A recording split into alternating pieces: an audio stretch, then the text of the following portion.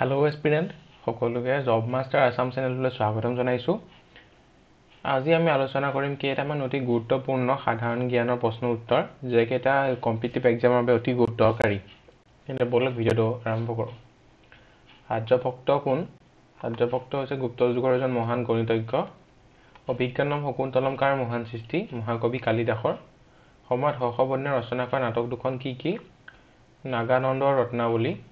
হৰ্ষচৰিত কাদম্বৰীৰ ৰচক কোন? বাণভট্ট। হৰ্ষবৰ্ধনৰ শাসনকালত নালন্দা বিশ্ববিদ্যালয়ৰ কুলপতি কোন আছিল? শিলভদ্ৰ। তেওঁ কামৰূপৰ মানুহ আছিল। হিউৱেন চাং কোন? হৰ্ষবৰ্ধনৰ শাসনকালত নালন্দা বিশ্ববিদ্যালয়ত অধ্যয়ন কৰিবলৈ অহা চীনা পৰিব্ৰাজক। আলেকজেণ্ডাৰে কেতিয়া ভাৰত আক্ৰমণ কৰিছিল? খ্ৰীষ্টপূৰ্ব 326/237। দাস বংশৰ প্ৰতিষ্ঠাপক কোন? কুতুবুদ্দিন আইবাক। চেংগিজ খানে কেতিয়া ভাৰত আক্ৰমণ কৰিছিলে? 1221 চনত। খিলজী বংশৰ প্ৰতিষ্ঠাতা কোন? জালালুদ্দিন খিলজী। মালিক কাফুৰ কোন? আলাউদ্দিন খিলজীৰ দক্ষিণাত্য বিজয় অভিযানৰ প্ৰধান সেনাপতি আছিল। তুগলক বংশৰ প্ৰতিষ্ঠাপক কোন? গিয়াছুদ্দিন তুগলক। ভাৰত বুৰঞ্জীত কাক জ্ঞানী মূৰ্খ ৰজা বোলা হয়? মহম্মদ বিন তুগলক। মহম্মদ বিন তুগলকৰ সমকালীন দুজন ঐতিহাসিকৰ নাম কোৱা? বৰ্ণী আৰু ইবন বতুতা। তাইমুৰে কেতিয়া ভাৰত আক্ৰমণ কৰিছিলে? 1398 চনত। গাৰ্গী আৰু মৈত্ৰী কোন? বৈদিক যুগৰ দুগৰাকী বিদুষী নাৰী। অশ্বমেধ আৰু বাজপেয়ী যজ্ঞ কি? বৈদিক যুগৰ ভাৰতীয় আৰ্যসকলে কৰা দুটা যজ্ঞ। সিন্ধু সভ্যতাৰ বাবে বিখ্যাত দুখন নগৰ কি কি? হৰপ্পা আৰু মহেঞ্জোদাৰো। হৰপ্পা মহেঞ্জোদাৰো অনুসন্ধান কৰা পুৰাতত্ত্ববিদ কোন আছিল? ৰাখাল দাস বেনাৰ্জী। জৈন ধৰ্মৰ প্ৰৱৰ্তক মহাবীৰৰ মাক আৰু দেউতাকৰ নাম কি আছিল? মাকৰ নাম ত্ৰিশালা আৰু দেউতাকৰ নাম সিদ্ধাৰ্থ। ভাৰতত মৌৰ্য বংশৰ সংস্থাপক কোন? চন্দ্ৰগুপ্ত মৌৰ্য। মেগাস্থেনিছে ৰচনা কৰা গ্ৰন্থখনৰ নাম কি? ইণ্ডিকা। অশোকে ধৰ্ম প্ৰচাৰ কৰিবলৈ বিদেশলৈ প্ৰতিনিধি পঠোৱা দেশ দুখনৰ নাম কি কি? সিংহল, আজিৰ শ্ৰীলংকা আৰু চীন দেশ। মৌৰ্য বংশৰ শ্ৰেষ্ঠ সম্ৰাট কোন? বৃহদ্ৰম। যজ্ঞসেন ক'ৰ ৰজা আছিলে? বিদৰ্ভৰ।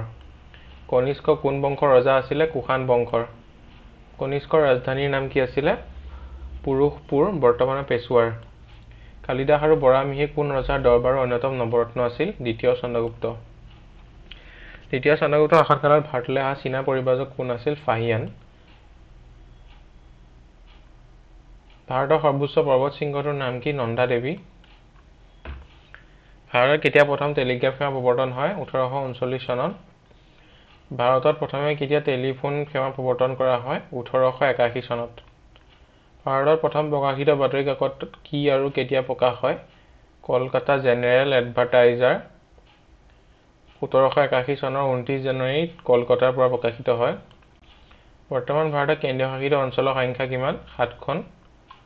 আন্দামান আৰু নিকোবৰ দ্বীপপুঞ্জ, চণ্ডীগড়, দাদৰা আৰু নগৰ হাভেলী, দমন আৰু দিউ, লাক্ষাদ্বীপ, পুডুচেৰী। ৰাষ্ট্ৰীয় ৰাজধানী দিল্লী। ভাৰতৰ প্ৰথম মহিলা মুখ্যমন্ত্ৰী কোন? বিজয়লক্ষ্মী পণ্ডিত। ভাৰতৰ প্ৰথম মহিলা মুখ্যমন্ত্ৰী কোন? সুচেতা কৃপালিনী।